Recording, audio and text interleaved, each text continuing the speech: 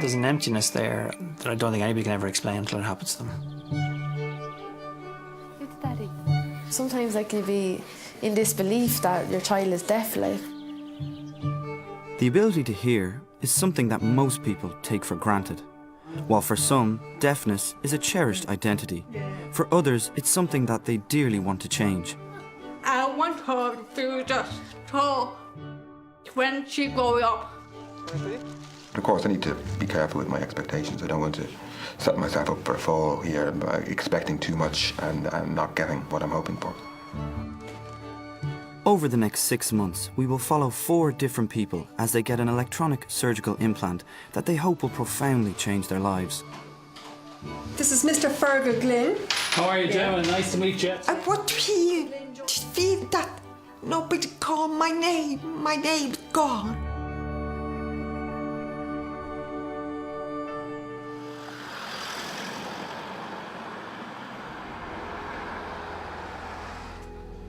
Beaumont Hospital in Dublin is a centre of excellence for a groundbreaking technology that has been restoring hearing for hundreds of Irish people since 1995. Up here? Yeah. The National Cochlear Implant Programme was founded and is still headed by Dr. Laura Vianney. It's sounding. You're seeing these people continuously, and as long as I'm here, I'll be still seeing them, because it's not just sort of an operation, it's sort of a way of life nearly. I might just swap places with you if you don't mind.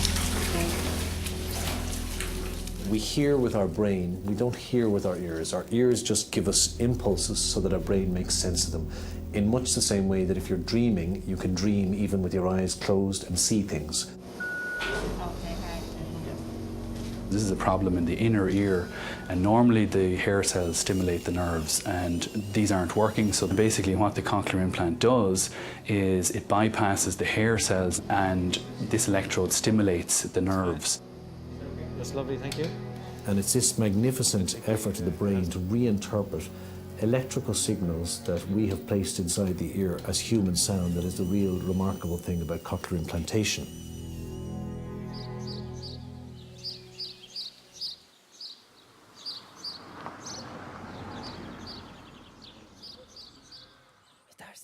One-year-old Tegan Kavanagh was born with a profound hearing loss. She's the only child of Tina and Michael. Neither has a history of deafness in their family.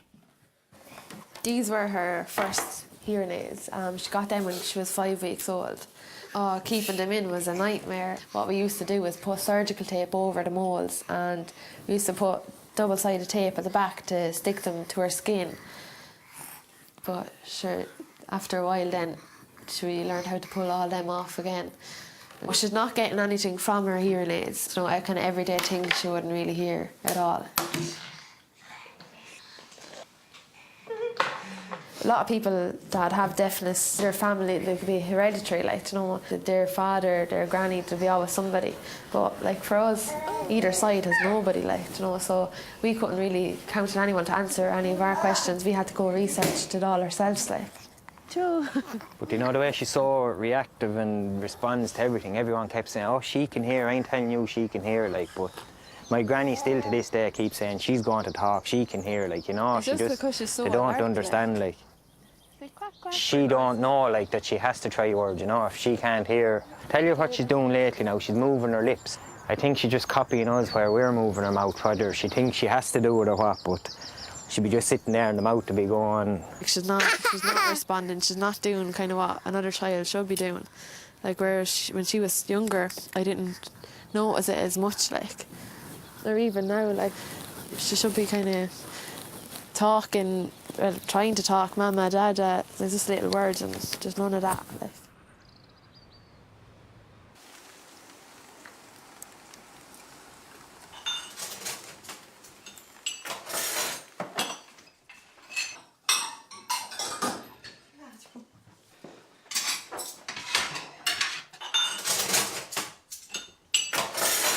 Gemma Lawler has had a hearing difficulty all of her life. 18 months ago, her life changed dramatically when she lost all ability to hear. Today, she communicates with her family with the help of lip reading. It's not fair because you get to do that when he starts barking. born hard of hearing. I wear hearing aid all my life, and I could hear everything. I could hear people's voice. If you get your cock, you're going to do so quietly. So see that you have a God. I think it's God. Everything was just silent. I could see my two girls in the dining room talking, and I was staring at them. The voice not there. I suppose the best way to explain it would be, and this is probably best for anybody who's trying to figure out, stand in a swimming pool and listen to all the screaming and screeching that's going on, and just put your head under the water, and that's how sudden it happens. There's nothing. So I was in my room for almost 1 month. So spread. It can't be right, it can't be real. It was shock. Right now, you're still my mum, but you're different because you can't hear. I miss your voice a lot. You're my daughter. And I bought your voice. You always go, Mommy, hi. So I know it's hard for you, and it's hard for me, but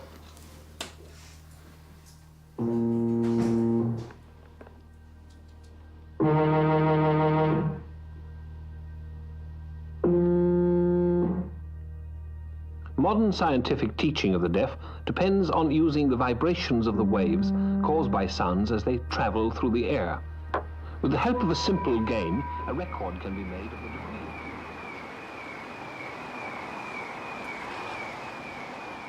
Never heard a car alarm. I don't know what car alarms sound like. High pitch, any kind of high pitch noises like beeps, a mobile phone ringtone.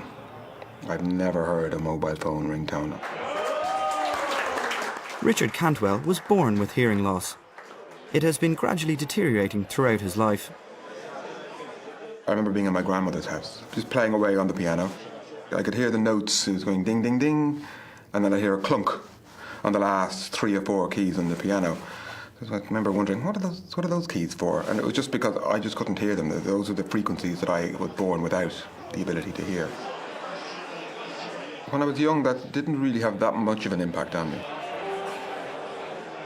Then as I've got older, my hearing loss has actually become more severe. I was in a friend's house about 2 years ago, and he had a piano, and I actually got a full third of the way down the keyboard before I could hear a note. So I've lost quite a number of keys off the piano, and I think I'm probably losing 1 or 2 or more per year at this rate. And at the end of the wire, there's kind of a magnet, and they stick that magnet to the inside of my skull, and I'm like... I think I'm naturally a fairly outgoing sort of person, but I've found myself, as I've gotten older, to be a bit more reserved. Good job, the rugby's okay. I know that I'm never going to have the kind of perfect hearing that, or even the very good hearing that most people have. But even if I could get it back to hearing 1 word in 3 or 1 word in 2, something like that, that would be an absolute game changer for me.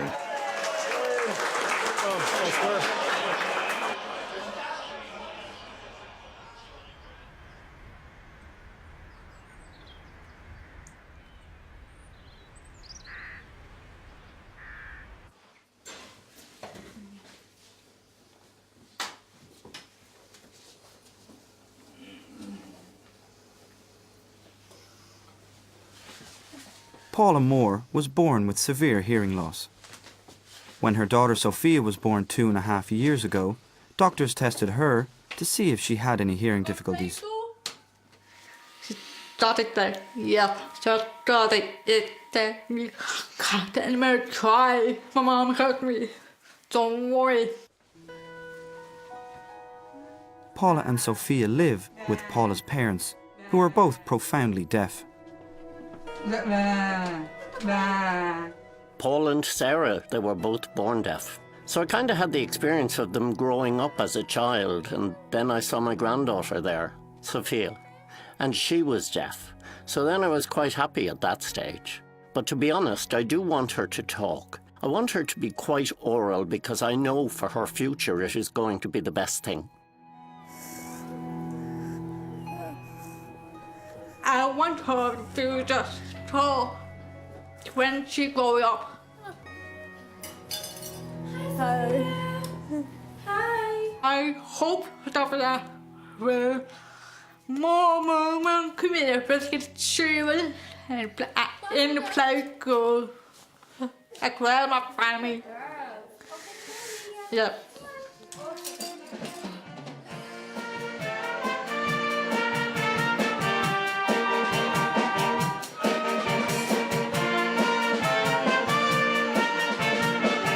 Ireland's Cochlear implant programme is completely publicly funded. Almost 1,000 implant recipients have come through its doors since 1995. Along with all that is required for surgery, Beaumont Hospital also provides them with lifelong care. Thank you all parents and grannies and aunts and uncles for coming along today, and thank you all the children for coming today. It's great to see you. I operated the first adult in March 1995. It was a big event in the hospital. It was also a big event surgically. I remember coming into the theatre and there were about 20 people standing around. Didn't know who half them were. And it was quite tense for me. The operation went fine, and then we did the first child later on that year, and we did one other adult. So we did 3 people the first year, which was a big thing. When you compare that now, we're doing 219 implants this year, so things have escalated. Blue 370.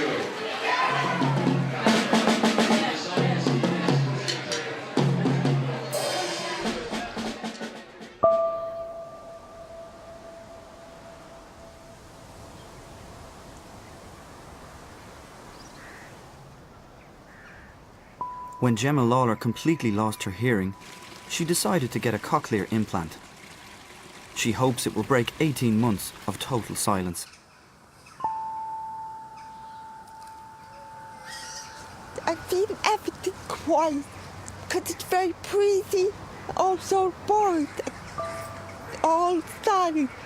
So when I get cochlear, I'll be able to hear the breeze, trees, and the birds sound. So we look forward to that.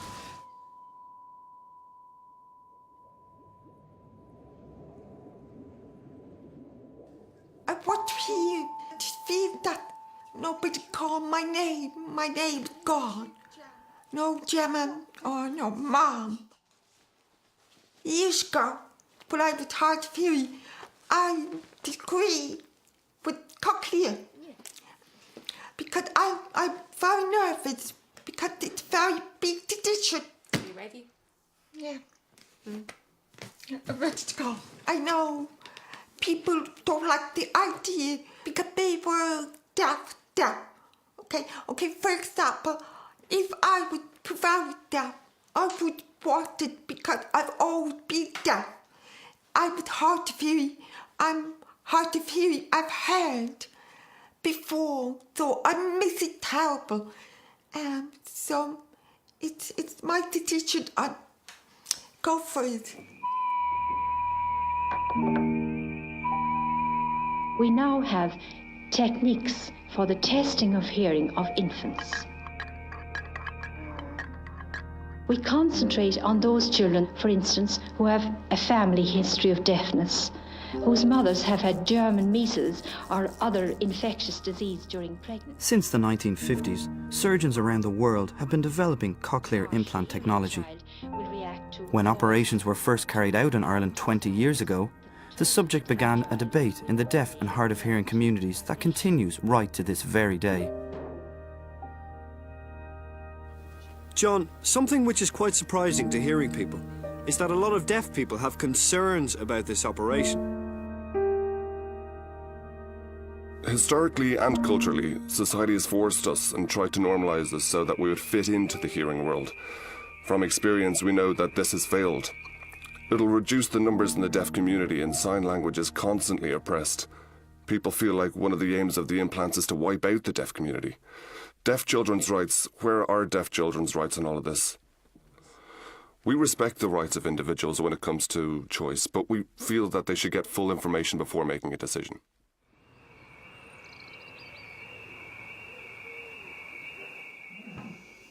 2.5-year-old Sophia comes from a deaf family.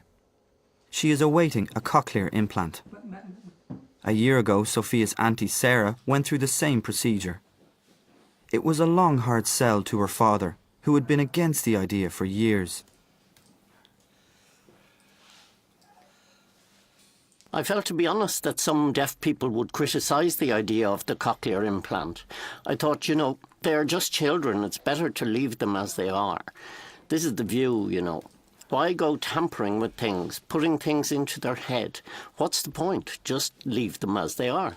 It ended up taking my daughter Sarah. She grew up, but I felt just by looking at my daughter and how passionate she was about this, I thought, OK, well, look, I'm going to have to let her. It's her choice. Go ahead. Go get it.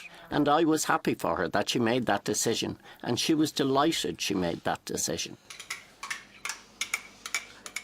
Deaf culture is a culture, and I think it's been a problem with people that are not hearing impaired to understand that sign language is a language. And I think that people in the deaf community, or people that are hard of hearing and don't want an implant, or do not like the idea of an implant, maybe they look at it from their point of view in the sense that it may interfere with deaf culture. The cochlear implantation isn't for everybody. At the end of the day, it's people's choice.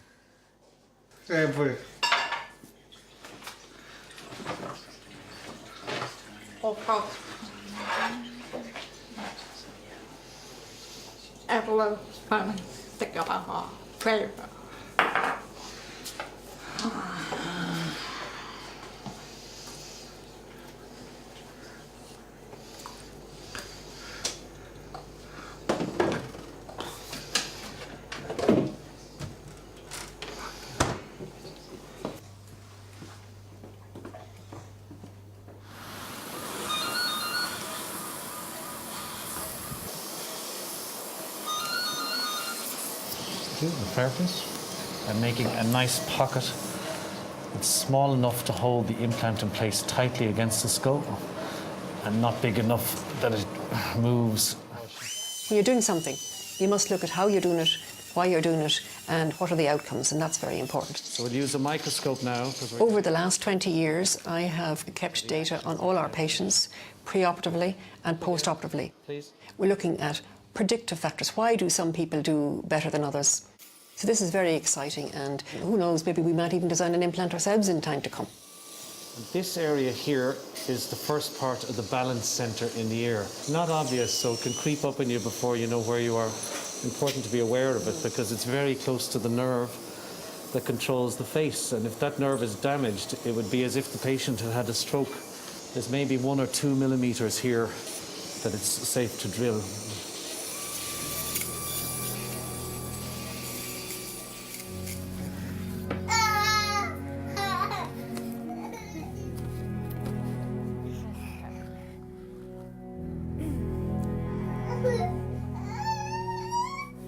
When 1-year-old Tegan undergoes her surgery, she will receive implants in both of her ears in a major operation.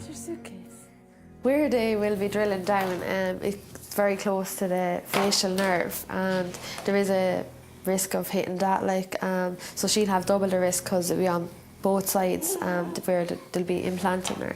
So if they do hit it, if there is a percentage that they could, her face will be left disfigured, kind of. The main nerve in her face will be damaged. There'll always be that thought there that what if it does happen, but we have to just go ahead with it anyway. If we were to sit down and think of all the ifs and buts, and we'd never get it done, but it's something that we'll just have to go ahead with anyway and hope for the best.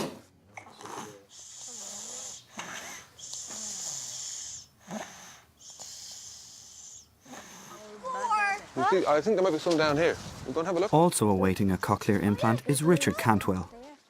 His hearing loss has become more of an issue in recent years, now that he has a young family. Do you think it's hard for Dad? Yeah. Because imagine if you couldn't hear loads of things. Like, if someone went, you couldn't hear it. My kids are quite, they're very conversational. They're quite chatty kids, but If they're not talking to me, I don't hear what they're saying. He's gonna go to the hospital and he's gonna get an operation here. What operation? He's gonna get like a little speaker. A big part of their growing up is their conversations with each other. And that's a huge part, I think, of being a parent, or pride that you might take in being a parent, is just watching your children interact with each other or with other children. And I can't hear anything that's being said there. So I have to, I see a conversation, an argument, or, making each other laugh, and I have no idea what's being said there. And that's a really key part of family life that I think I'm missing out on. Yeah. A baby slug. Is that what he said? Kitty. And that's the most important part of my life, is my family life. What do caterpillars eat? 9. Leaves! Leaves. This is going to be a wake-up call for me as well, and it'll make a huge difference for us, the 2 of us, the 4 of us. And hopefully things will only get better. Yeah, like that. And where was Mary? After 18 months of complete deafness and a worsening problem of tinnitus, D-Day has arrived for Gemma Lawler. I can't believe today, I am going into hospital the afternoon. Because I've been waiting for so long. I've been inside for so long. It's really important for me. And also, it's important for my family. So something out there, sunshine. It feels like they're all smiling for me. Something up there is looking after me and wish me luck. Hello, how you doing? Just checking for availability for a bed for Gemma Lawler for the Cochlear implant. Thank you.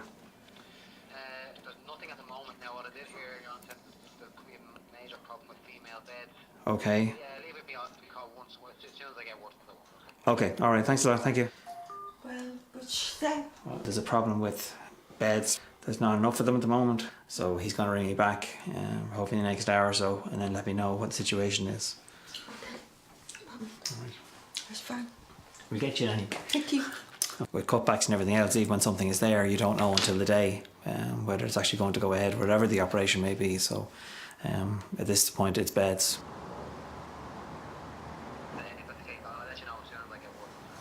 All right, okay, all right. All right, okay, thanks. Okay. There's no bed tomorrow either. Be better for you. Well, at the moment there's no bed, so that's what, but that could change. That could change. I know, it's not easy, but...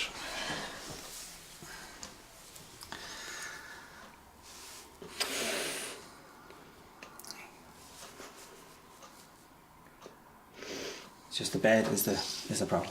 Right, so it's not like it's been cancelled. Okay, it might be cancelled, but not for a long piece of time. But it's just very hard on you when you're building yourself up for it.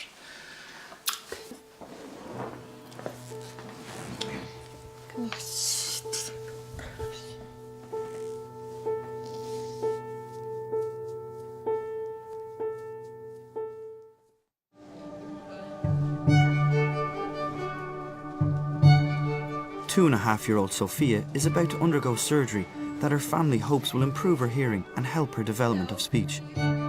For children under 5, Beaumont's Cochlear team performed the operations in Dublin's Temple Street Hospital. We'll just have a few things to do and we'll come back in then and we'll go through some bits with you. Okay. You can understand me, can you? Yeah, okay. Any questions before we go down? Any questions before the operation? Any questions before operation? When something else will be okay, I can figure it out. Yeah. I will with my family all over my heart. We'll take good care of her. Yeah. Okay. She'll do great. Yeah. The children we would see here are children who are born deaf and children who, with various medical disorders, lose their hearing as they grow up.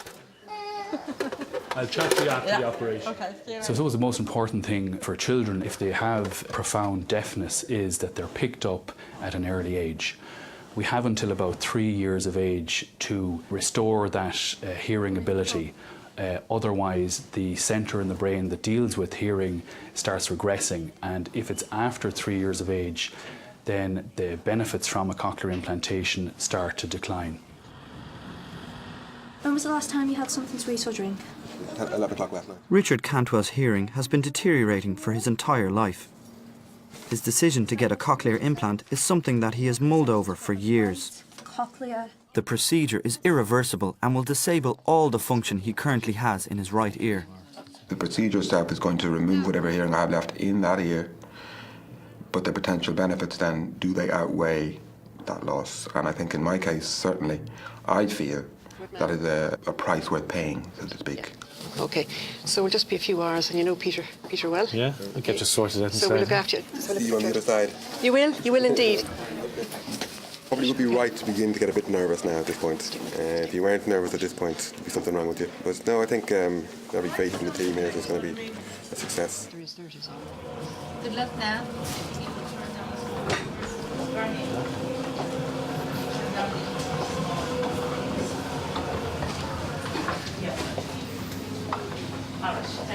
Here's the brain here. This is an MRI scan. This is the right side, the side which you're doing. So the implant will be drilled, sit against the skull here, and the electrodes will pass the way into the cochlea, wind around the cochlea, and transfer nerve impulses to the cochlear nerve and to the brain for processing.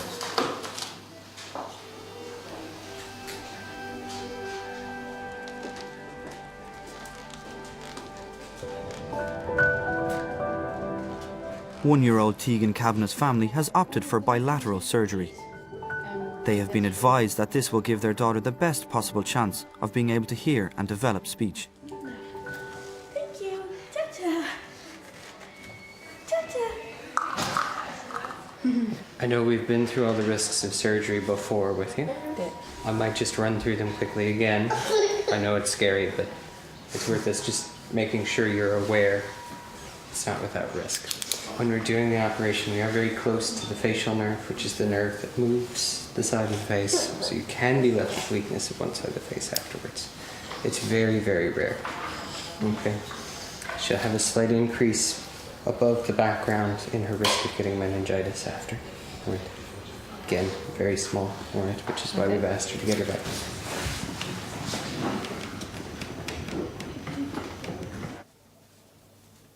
After a wait of 1 month, Gemma Lawler has just received good news that a bed has become available in Beaumont Hospital for her long-awaited surgery.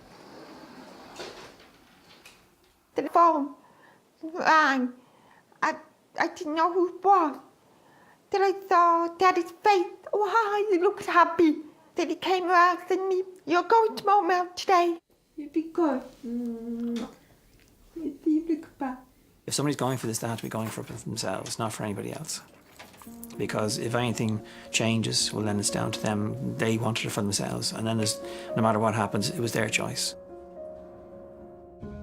It's getting a chance to be given back what you lost, but probably even much greater than you could have expected, which is brilliant. This is Mr. Fergal Glynn. How are you, Gemma? Nice to meet you. Yeah. It's just if it doesn't work for Gemma herself, that'll be a great letdown. Of course it would be. But she can't have that going in. She has to go in with the assumption that everything's going to be okay. Nervous. Well, of course, but excited. No, she's not. I'm okay. I'm looking forward.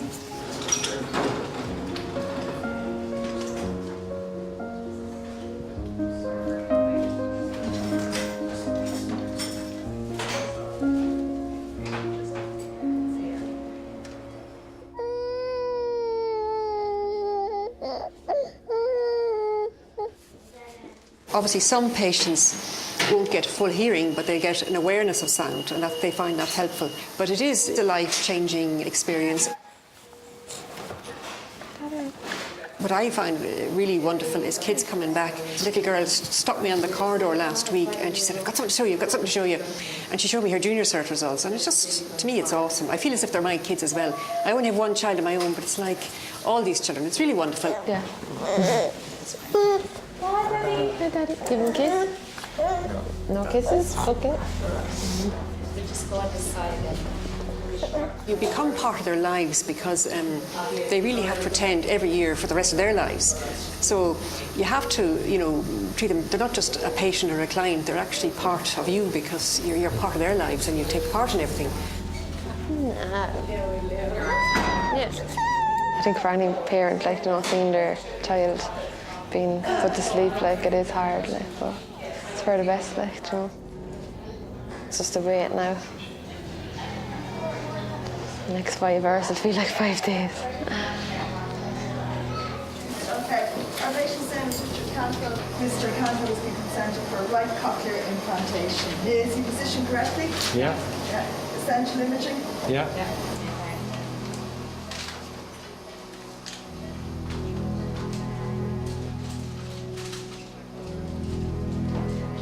There's the ear canal.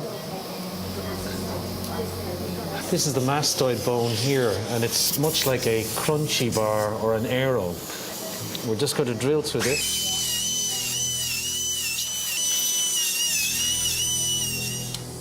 Here's the cochlea, this little turn here, and underneath, tucked in under a cave, is the opening we're looking at. Okay, and here's the first turn of the cochlea there. So that membrane, we can pierce that now. So this is the implant here. This is a small electrode wire that will go into the cochlea. Here's a magnet and a coil around it, and the inner workings and the machinery that's the magic of the cochlear implant inside. We've drilled a well in the bone for the internal component to sit against so that it stays where we want it to stay.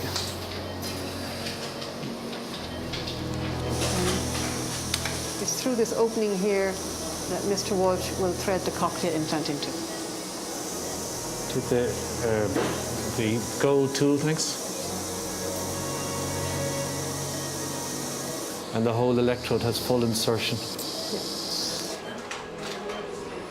There is a magnet within the glove.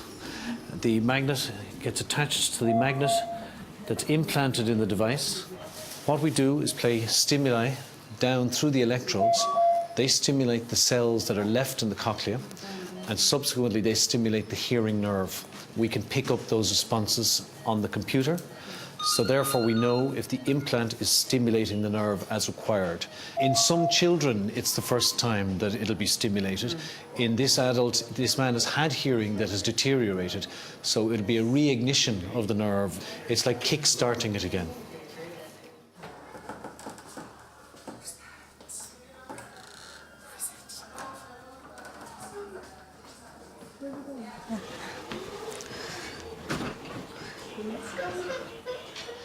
Hello. Hi, come here. Oh. Very well. Thank you.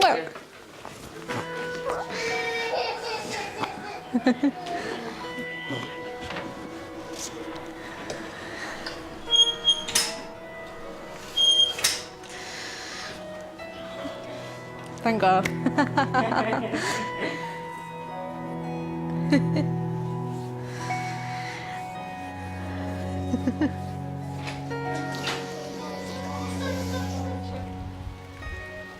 Once a cochlear device has been installed, each patient must recover from surgery before the implant is activated and before they learn if it enables them to hear.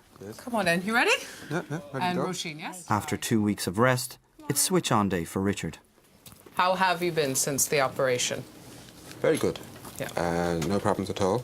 No pain. A little bit of tinnitus. Yeah. But I think that's supposed to be normal.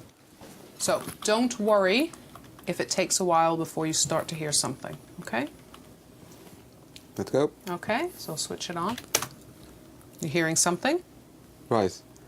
That's penetration, the very high-pitched penetration sound. I'm almost like a whistling, kind of, it's reacting to my own voice. So you can hear your own voice. I can hear your voice. Yeah. Does mine sound different to yours? No, but there's almost like a whistle Yeah. on it. Yeah, it sounds like craft work.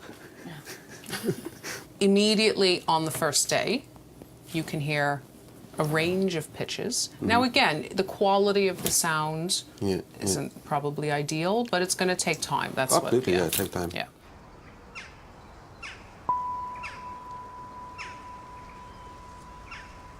The questions that they were asking you this morning. Gemma Lawler is still recovering from surgery, awaiting her switch-on day. Now that you have a cochlear implant, now that you have this, what would you like to be able to hear or do? I just want everything. No, I know you can't have everything. As much as you can get? Yeah, Right, yeah. Okay. And by this stage you don't know what's going to be? No. So it's all kind of just new experience? Yeah, yeah. Right, okay. I want to feel like that, something new, rainy, windy, even, you know, the old plane call. I don't hear that, I never. So it's something that I want extra new. That's why. Well, your own voice might be the biggest shock. Big good question, yeah. And you can tell us to stop talking, but you can't tell yourself. Terrible thing.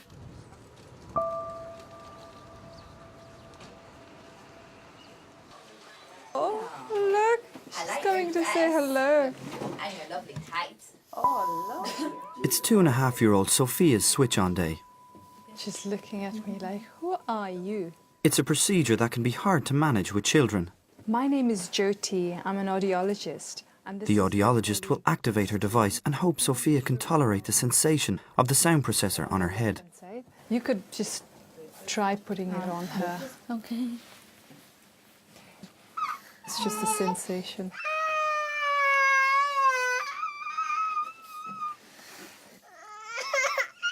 She didn't like the sensation of something being behind her ear, like the coil as well being on the scalp.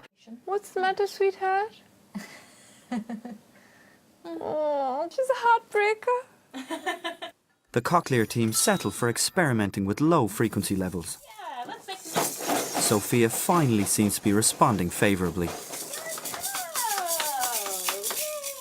Did some automatic testing in the end. That's to look at the response of the auditory nerves.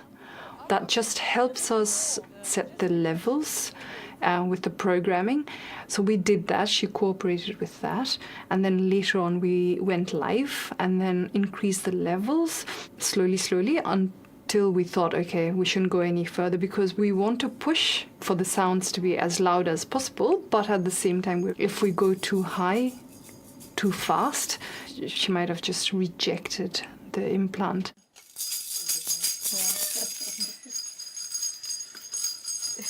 We try to manage expectations from the very beginning. That's why we say to parents, switch on day is the most disappointing day because you don't have that bling, oh, I hear moment for most children.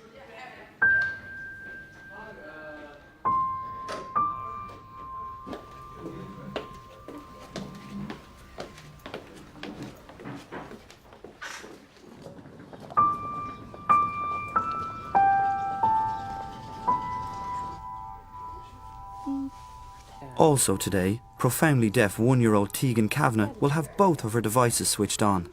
We're obviously kind of nervous but excited at the same time, but like we're trying not to think about it too much, like, or to expect too much either. Like, we'd be hoping that there would be something, like even if it's a cry or whatever. Like any reaction is obviously a result because whether it's a laugh or cry, it still means there's something, you know. Yeah.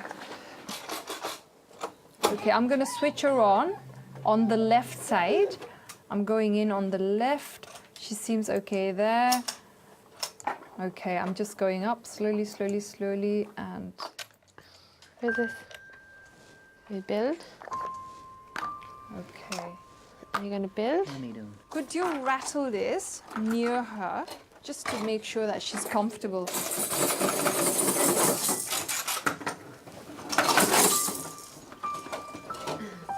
This is how it's done.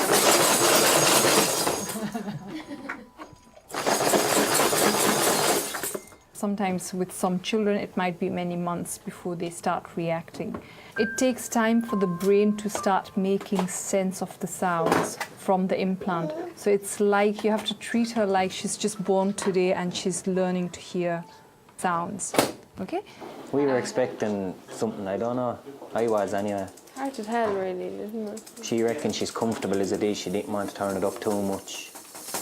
Like, she's blinking her eyes, but I think that's probably a visual thing. It could be like when we go home that we'd notice something, so a more obvious kind of response.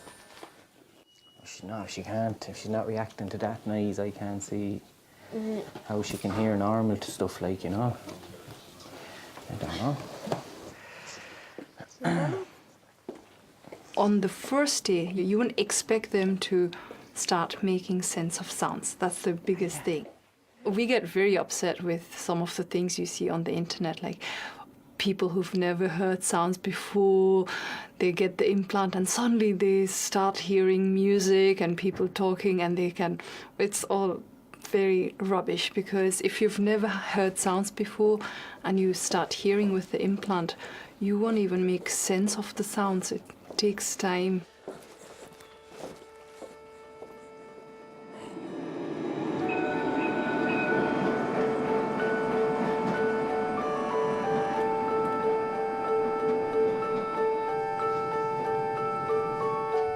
It's now been 4 months since Richard Cantwell had his implant activated for the first time. It's about learning to hear again. It's not a sudden jump. There's lots of incremental little improvements. I mean, I was on the Lewis there recently, and a lady is making an announcement of the next stop. In Irish, she's actually saying an Céid Ella. That's what she's been saying all that time. It just sounded like a mumble to me for years.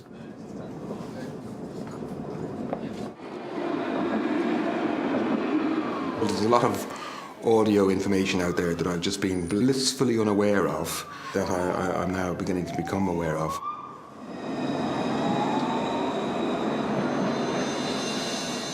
I went to a concert just recently with a few friends of mine, and they were playing cymbals, and I've suddenly got the point of cymbals. There was this kind of rich crash sound, and I was absolutely amazed by it. I've never heard that before. Well, some of you mightn't have In my work, I'm finding that I'm picking up more of the conversations now that I'm having with people. And when there's any kind of questions and answers, so it just makes it a little bit easier for me. What's the rendering performance like in MapInfo 12.5 in 64-bit versus the old one? The performance is definitely improved. We can address a lot more memory now. In social environments, I'm finding I'm able to participate a little bit more. I'm not an introvert as such, but I've always been quite withdrawn in myself, and I'm a bit more confident that I'm going to be able to make out whatever this person is going to say back to me. Yeah, you can take it off, you know. So it means that I'm able to, participate a bit more in conversations, in my family especially. So I can begin to hear my children are making out more of the conversation when I'm talking with them, or when they're talking to each other even. I scored a goal and then I scored another goal. You scored a goal and then you scored another goal? Yeah. For the kids too, to have them able to talk and he can hear them and all that, it means a lot, and especially kind of the age they are, 7 and 11, they want to be heard. Bill!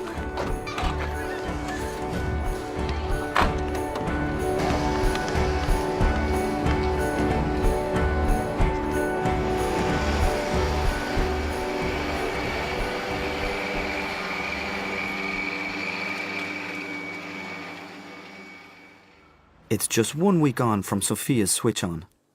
She is no longer objecting to wearing her new hearing device.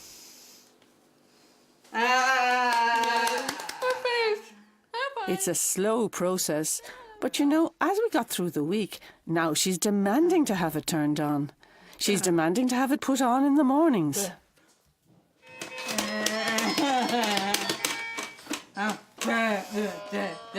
When we came home, when we kept the water tap, she blowing more or something to he asked me. But now it's good. When I call her name, turn around. Yeah, my name Sophia, the brown. Sophia, here you come, mommy. Yeah, they were all my family are very happy. And here though, I can't believe her. They're number one. Oh, yeah.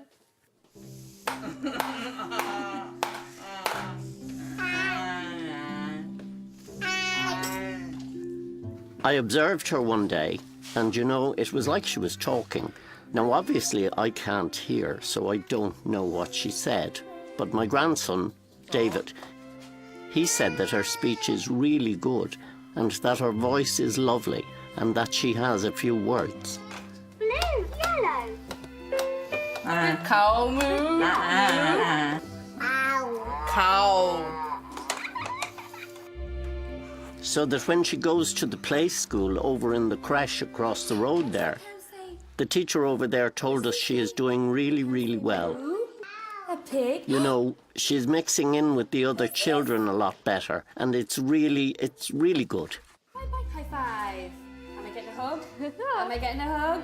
Come on. Yeah, good girl. Good girl, I'll see you later. Bye-bye. Yeah? Bye. Bye. I'm proud to see for her future. You know, when she grows up, she'll be a confident and competent adult no matter what she wants to do. You know, she'll make plenty of friends. She'll get herself a job, you know, whatever. The sky is the limit.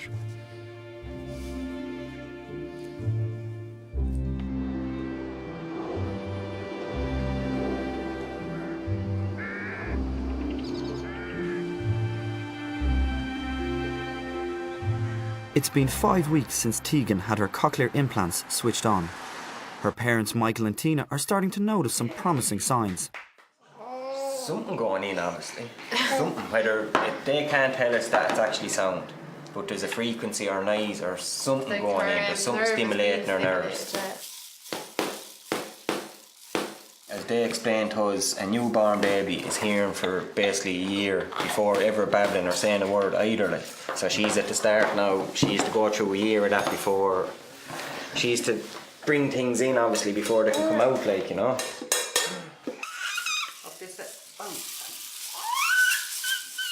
You'd never really notice any noises from her, like.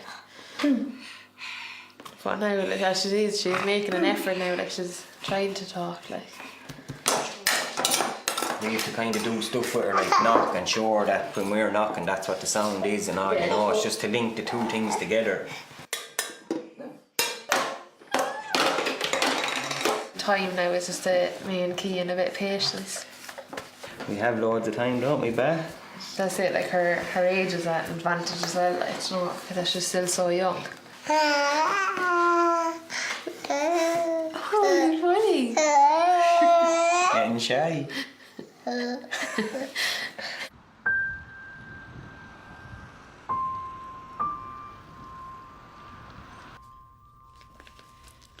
Today, Gemma Lawler will have her cochlear implant activated for the very first time.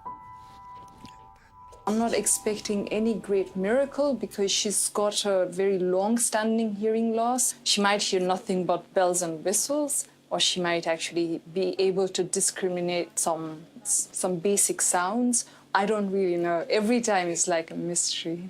Mrs. Lawler, I'm going to play a sound.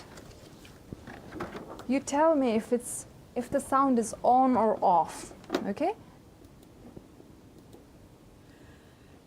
Yes, really loud. Yes, high pitch. The implant gives much better access to high-pitched sounds than the hearing aid would ever have given. So now what I'm going to do is I'll go in at very, very soft levels and slowly start going up. I'm just going blah, blah, blah, blah, blah. I'm just going very, very, very quietly. Are you okay? Yeah. Are you able to hear a little bit, or are you picking up anything at all? Can you hear that? I can hear that. you. You can hear me? Yeah. Goodness. Really? Okay, I'm just going up tiny, tiny, tiny bit. Tiny bit, yeah. Can you hear me? Yeah, I can hear my voice. You can hear your voice? Okay, what do you sound like? Strange. Can you call my name? Gemma. Yes. Does he sound like a man? Oh, yeah. Okay. Oh, that's good. That's good, yeah. We're all happy. Gemma. No, Gemma, you call me. Yes. How are you? I'm fine. Do I sound the same?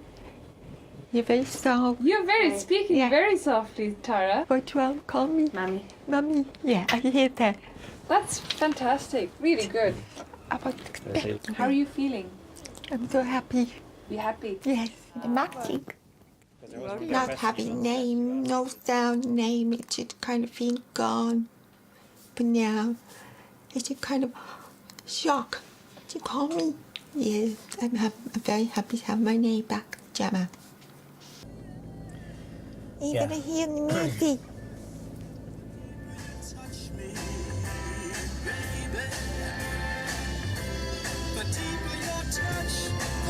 So I know. There you are. Down.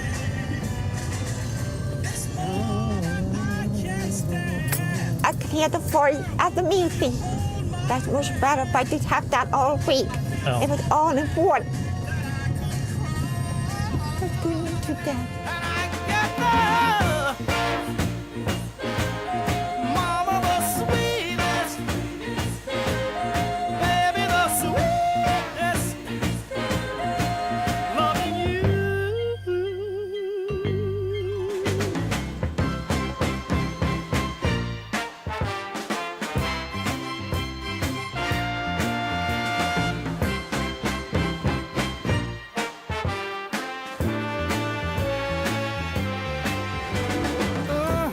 The greater your love, the stronger you hold me, baby. The stronger you hold